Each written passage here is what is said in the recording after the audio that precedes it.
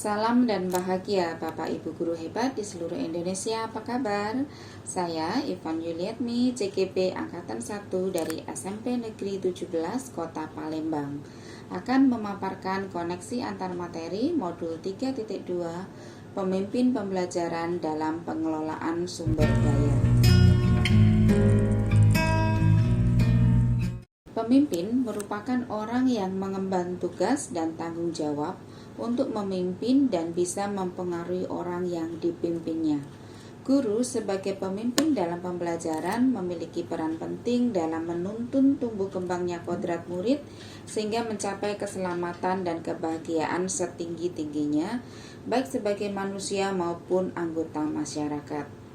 Maka, sebagai pemimpin pembelajaran, hendaknya seorang guru dapat memandang sekolah sebagai ekosistem yang seluruh komponennya, baik komponen biotik seperti murid, kepala sekolah, guru, tenaga kependidikan, pengawas sekolah, orang tua dan masyarakat sekitar, maupun komponen abiotik seperti keuangan, sarana dan prasarana, dapat bersinergi dalam pengembangan sekolah untuk mewujudkan pembelajaran berpihak pada murid yang muaranya pada tercapainya tujuan pendidikan. Dalam mewujudkan hal ini terdapat dua pendekatan, yaitu satu, pendekatan berbasis kekurangan atau masalah, deficit based thinking, akan memusatkan perhatian kita pada apa yang mengganggu, apa yang kurang, dan apa yang tidak bekerja. Segala sesuatu akan dilihat dengan cara pandang negatif.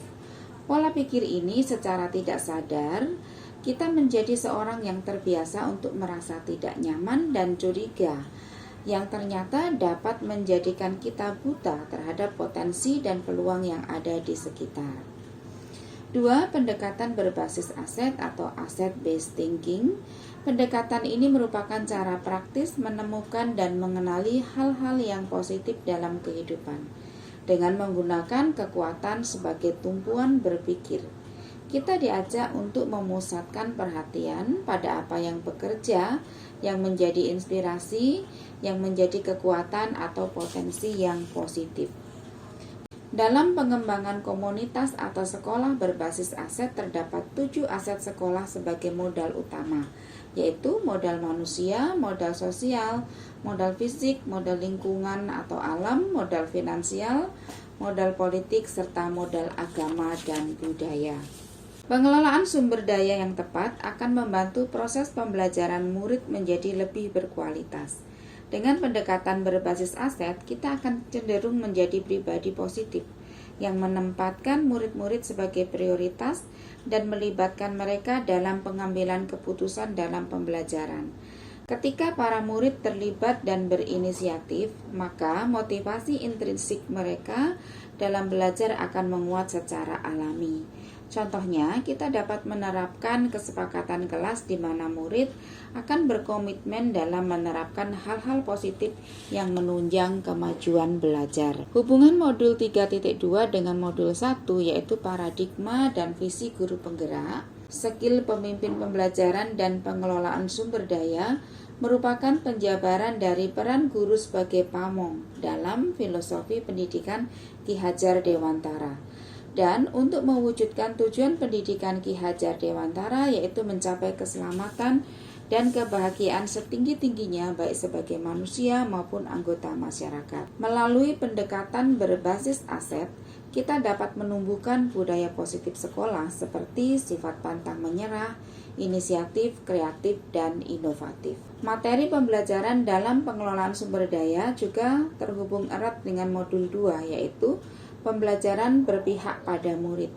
Sebagai pemimpin pembelajaran yang berprinsip pada pendekatan berbasis aset, guru dapat mendesain pembelajaran berdiferensiasi.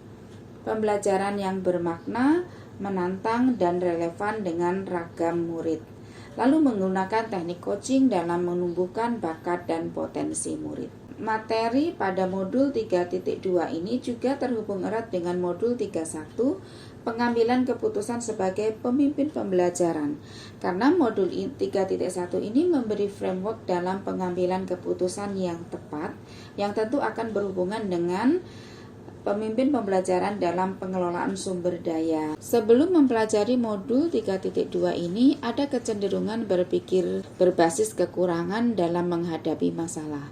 Setelah mempelajari modul ini, ada pemahaman baru tentang bagaimana berpikir berbasis aset, dampaknya bagi diri sendiri dan komunitas, khususnya kelas yang kita ampu maupun sekolah secara luas. Hal ini memberi harapan baru akan adanya perubahan positif menuju merdeka belajar. Terima kasih, semoga apa yang saya sampaikan bermanfaat